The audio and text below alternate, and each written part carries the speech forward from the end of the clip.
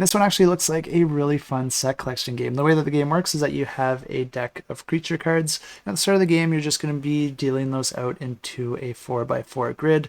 And then each player is also going to be getting a hand of action cards. And you can only use each action card once, but you do have a card that you can use in order to get all of your cards back. But these cards are going to have a bunch of different patterns on them. And the way that they work is that you're going to be choosing one of those cards to play.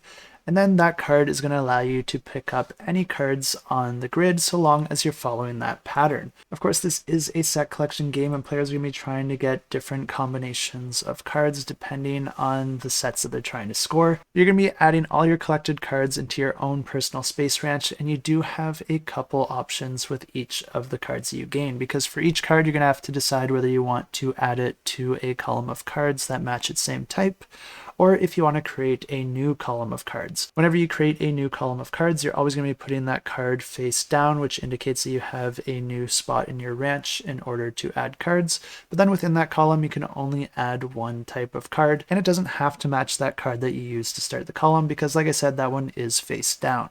And as you might have expected, the cats are a special card in this game, because anytime that you're taking cards from the tableau, if there's any cats adjacent to the cards that you're picking up, then you also have to pick up those cats.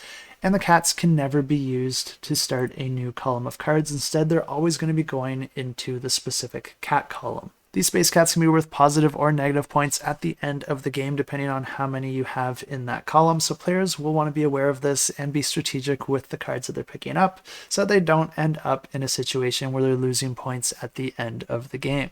Luckily, there is one more action card that I haven't mentioned yet that does allow players a little bit more control with the cards that they're picking up, because this one allows you to swap the location of some of the cards out in the display. The display is always repopulated with new cards from the draw deck at the end of a player's turn, and once that deck completely runs out, the player with the most victory points wins the game. And of course, like I said, those victory points are going to be determined by the scoring objectives for that particular game. And if you're interested in this one, you can check it out. I'll have links to the campaign in the description below.